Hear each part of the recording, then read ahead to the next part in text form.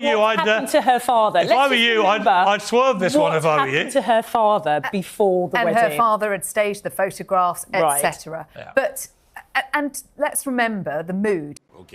Around the time of that wedding, there was a huge sense of optimism about what she could bring, and that Harry had finally found someone who could hold their own and could deal with... I wrote a piece on the wedding day myself about what a breath of fresh air it was to see a non-white wedding with a woman from a biracial American background. Are you serious?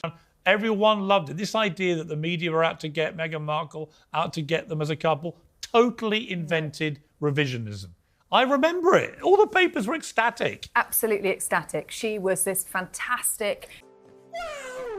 glamorous actress. Straight out of Compton. Harry had been But then all the hypocrisy started. Then all the that didn't suit the colour of her but skin. let me bring in Maureen, because it seemed to me the tipping point was after the wedding, when all the hypocrisy began, all the preaching about carbon footprint and climate change, as they used Elton John and George Clooney's private jets like a taxi service, preaching, get this, on the day of the $500,000 baby shower. Are you serious? Sending out a tweet about poverty on their Twitter account as they're literally having a $500,000 baby shower with a bunch of celebrities in New York and then flying back on the Clooney jet, etc., etc. What? And I remember, because I was writing a column at the time about all this, a growing sense of disillusionment from the public that this lovely couple, who seemed so well-suited and so good for the country, seemed to be getting into a place where they wanted to be constantly having their royal cake and eat it. 100%. And that goes full circle to, as you pointed out, the relaunch of the Sussex.com website, which is a complete abrogation of what Her Majesty the late Queen told them. There was to be no monetizing of their royal titles.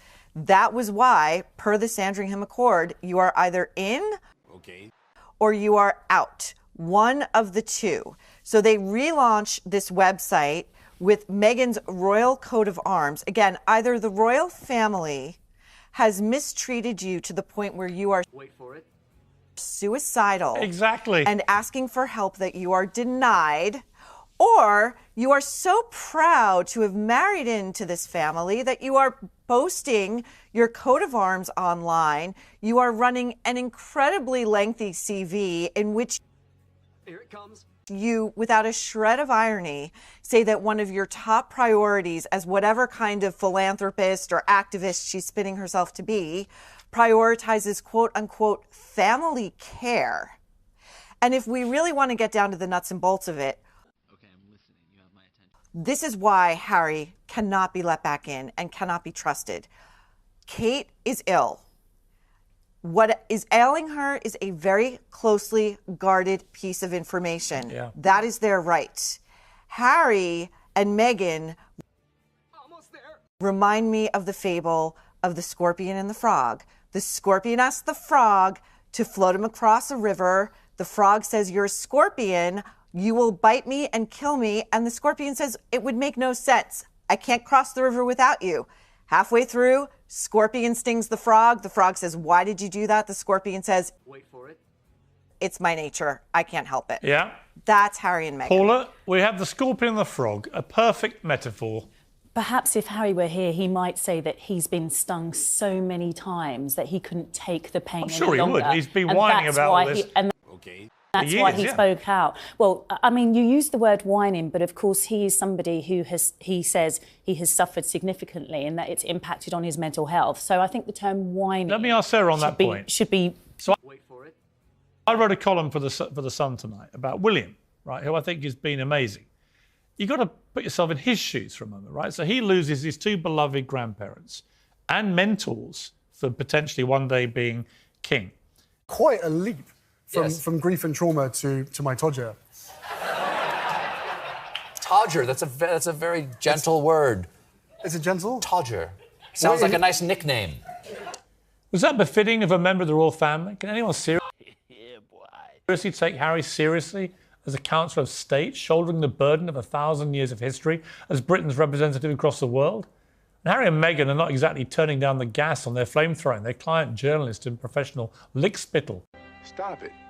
Omid Scobie published a book in which he accidentally outed the King and Princess Catherine as racists. An implausible, ludicrous claim which unwittingly did more damage to the Sussex racism smear than anything else.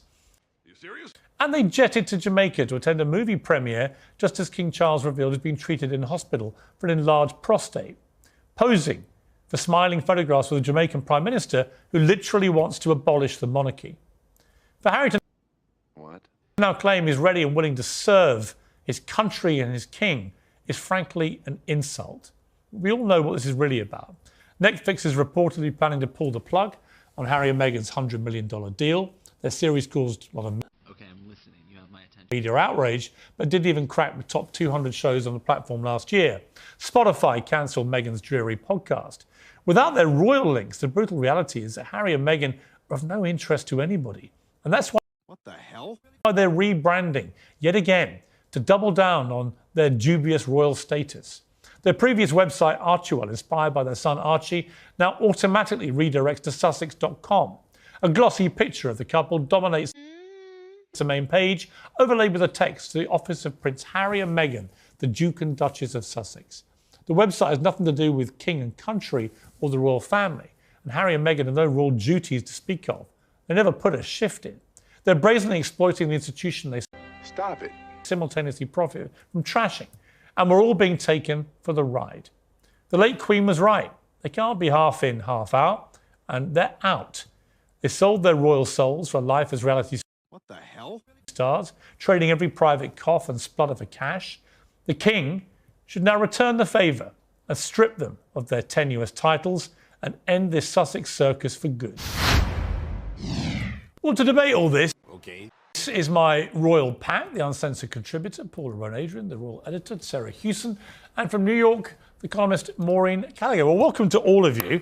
All right, let me start with you, Sarah, to set the scene here for what's really going on behind the scenes. Lots of messages seemingly being communicated to the media. Mixed messages, I think. Very much mixed messages. What do you read into it? What should we read into it? It's really hard to read between the lines here, but there were reports over the weekend that Prince Harry has made it be known that he would be willing to make a temporary return to the royal fold to try and relieve some of the pressure on the royal family while his father do we and believe his sister-in-law are this, first of all? Look, I mean, it looked well sourced to me. Yeah, I think it's probably very likely that he has said at some point, and perhaps in some ways we could say it's laudable. He said, look, wait for it. If you're really struggling, I can come back. I will do that. You know what I found? But it's not going to happen. You know what I was struggling with, using the word struggling, was his explanation that, you know, these kind of family situations where someone's very sick can bring everyone back together when he, according to the other members of the family, is single-handedly responsible for all the fallout in the first place. But it seems to me, from his tone and his language, that he is now seeking some kind of rapprochement.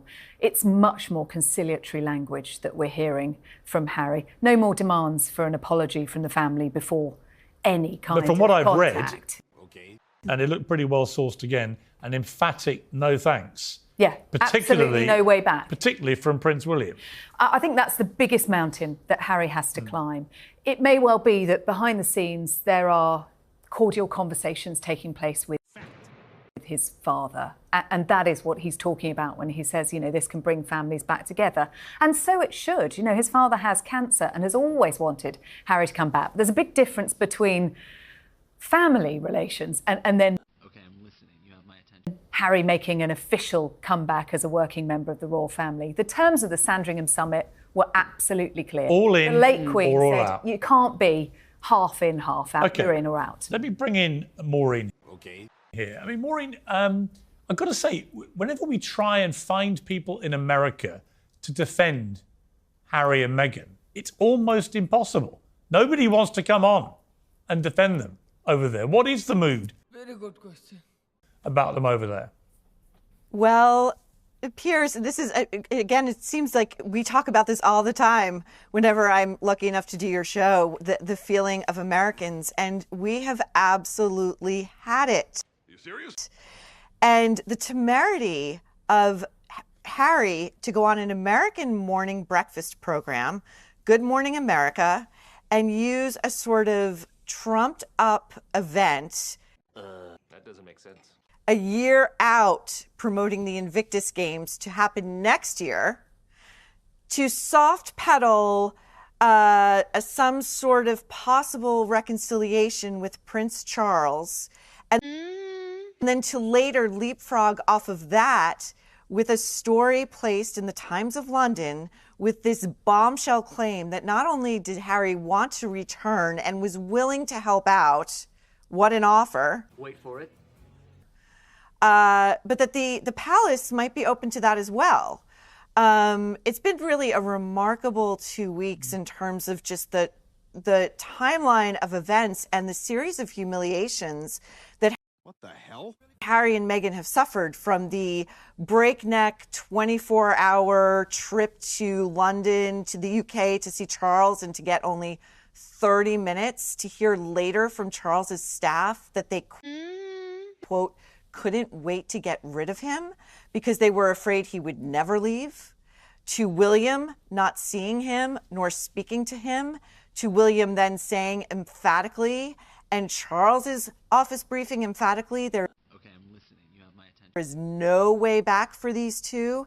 And when you couple that with Meghan's rare quietude this week, she was seen but not heard from on GMA in America.